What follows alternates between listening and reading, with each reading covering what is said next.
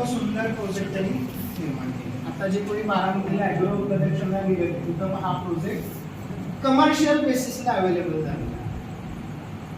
म्हणजे आयडिया तुमची त्या आयडियाला क्रिएटिव्ह पद्धतीनं रिप्रेझेंट केलं गेलं आणि त्या क्रिएटिव्हिटीला इनोव्हेटिव्ह सोल्युशन दिलं गेलं आणि इनोव्हेटिव्ह सोल्युशनचा कमर्शियल प्रोडक्ट तयार झाला.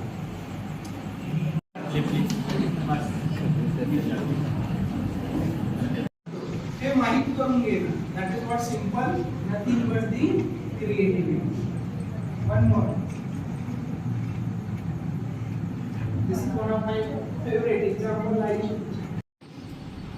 एक डिफरन्स आहे एक्झाम्पल स्वरूपातच म्हणजे